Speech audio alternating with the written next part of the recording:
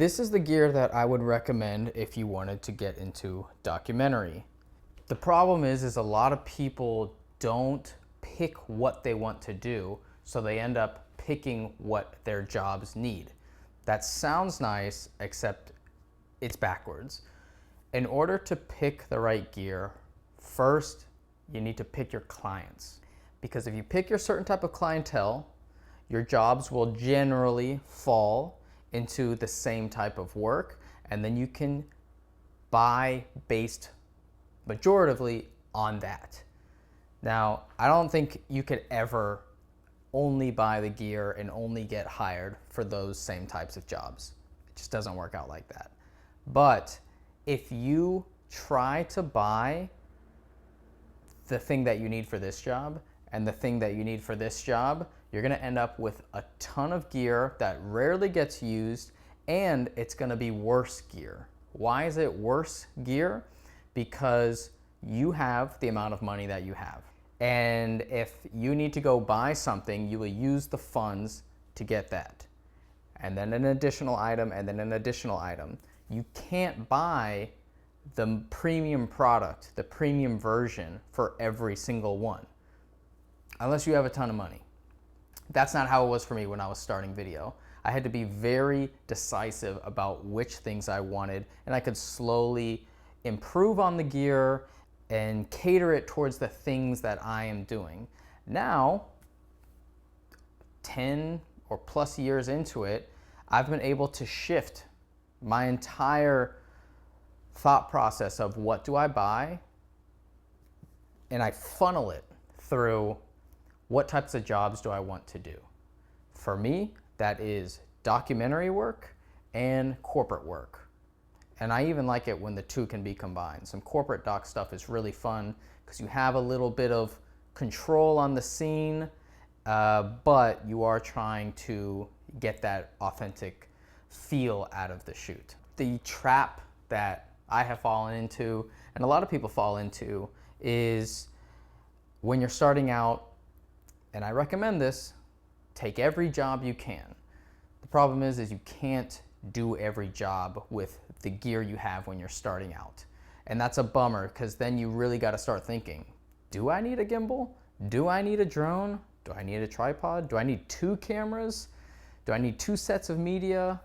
It just becomes a lot. And you quickly start to run through your money.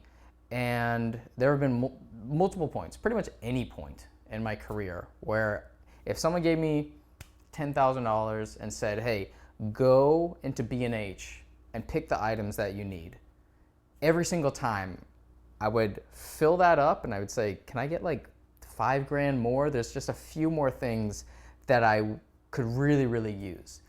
And that is it's a trap, because you cannot do every project. And if you do, you're not specializing. I recommend specializing, the Southern came out of me, because you can get to a higher tier of clientele within that vertical. So 2 years ago, I said, I'm gonna be the corporate shooter, the doc shooter, and I'm gonna cater my gear towards that. This is not the most expensive gear, but this is very adequate, borderline premium before you get into the Buranos, the Venices, the Reds, the Aries. This is like the step below that. And more, these cameras are getting added into those productions anyways. So for me, this is overkill, but it is killing every shoot. And that's what I want. I want it to work as seamlessly as possible. If I didn't do that, I would have so much gear.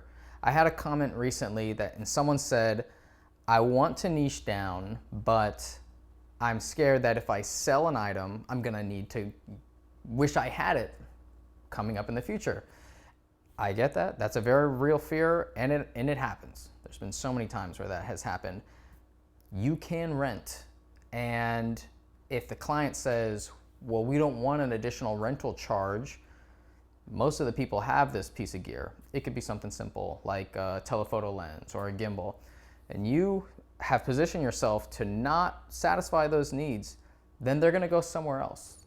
And that's okay, because you want to be the person doing your work, the work that they think of, and then they go, that's that guy. So here I'm trying to position myself as the corporate doc videographer, DP, whatever you want to call it. And I had to make conscious decisions to get there. So right now I'm shooting on an A7S III, and that was actually a very late recent choice to add a second camera body. Before that, I had C70, GH5S, ADD, and I was providing services that could include all those cameras. I have it, right? So now I can get the sale, I can get the job. The problem with that is I was getting jobs that I didn't really want. It was the jobs that were, can you do video and photo of this event? We need a recap, we need 20 stills. So I can do that. I don't really want to do that. But if I have all the gear to satisfy that, and I have someone saying, I'd like to give you money, it's really hard to turn that down. Once I went for the FX6, I said, I need to sell all these other things, put the funds towards this and all the other stuff that goes with it. It's way more than the $6,000 brain. I did not have a photo camera, and it felt amazing when those clients came in. They could have been previous clients, and they said, hey, we want to hire you for video and photo. And I said, I can't do it. I don't even own a photo camera anymore, and I don't want to do that. If I had to make that decision to strip the gear out to make it impossible to do that job, or else it's really hard to say no to people who are telling you, I want to give you money. Once these decisions can now make my decisions, they speak for me. Do you need a corporate interview shoot with an A-cam, 3-point lighting, lavalier, shotgun overhead for redundancy? If you need that, that's what I have. If you don't need that, let me refer you to somebody else, which can help me build trust with my network. I can help people who are close to me, or maybe who I don't know, and share jobs. I don't have to take every job that comes towards me. I think that's a very kind of like early on stage mentality that a lot of people have, because you do need the money in the beginning, whether you're starting young, right in college, or whether you are transitioning from a salary position into freelance and you're saying, I need to take every job I can get. That's fine. After that, once you start building a strong clientele base or a brand for yourself, you can be choosy. And in fact, it elevates your business and your brand. And that took me a little while to get, because I always felt like I'm doing these event recaps, these photos and video jobs. How do I get to the cool stuff? How do I get to following characters on a documentary crew with a sound guy? That has all come within the last year and a half, and I wish I could do that stuff all the time. And this is the efficiency or the streamlining to get me there. If that call comes in and they say, oh, we're thinking about doing some sit-down interviews, and then we're going to follow the character, then I know, okay, sit-down interviews, shoulder pad, follow the character. How many characters? 2? Great. I got the Sony UWPs, and that allows for 2 transmitters. And then if something just happens in front of the camera, I have the shotgun mic. I have this balanced and weighted so that it'll sit comfortably as shoulder pads can be. I really think they could be more comfortable. I have it with the shoulder pad here. I have the hand placement for shoulder pads is like crucial. Of course, you would not want it here. Your arm would be bent way back. So I have the extension here. It's a little small rig rosette. And everything is fit for that type of job so that I can hopefully nail it out of the park and I get a repeat call, oh, your footage was great, or, you know, whatever feedback I can get, I can now tweak on this, rather than saying, this job came in, let me start looking at all the gear that I have, what could fulfill this job. And then the next job comes and I'm gonna go, okay, let me do that again. And each time I'm missing one thing here, I'm missing one thing there. You can get way better gear if you allocate your funds to go into one type of shooting. That's kind of what I wanted to talk about, because if you were gonna say we need to hire you for a documentary shoot tomorrow, great, batteries are charged, ready to go, or a corporate shoot. And that's what I want to be known for. And I think it's very powerful if someone can think of the type of work and then immediately think of your name or your company or your entity.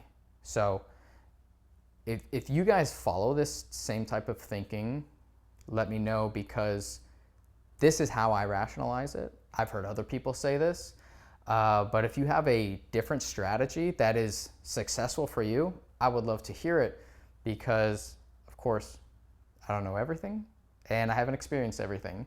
So let me know in the comments, and I'm gonna keep making some more of these videos. I think the next one is gonna be reviewing the job that I shot for Wall Street Journal. That was super fun. I wish I could do that type of job all the time.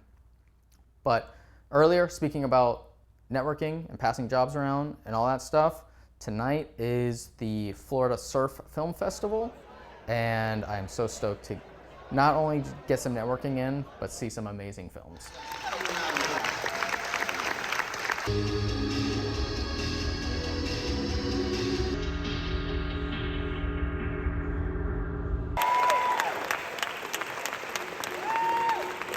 And they hit, I see the $10 coming at me, and just give me $5.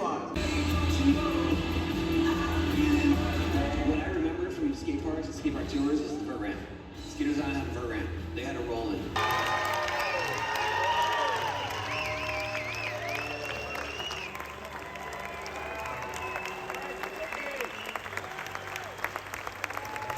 Facing image that you see of the Florida Surf Film Festival comes out of that dude's head. All right, next up we have a Rourke backpack with a Rourke t-shirt, and this is from Mark. That's a pretty good. That's unreal, beautiful. And let's give it up for these guys right here.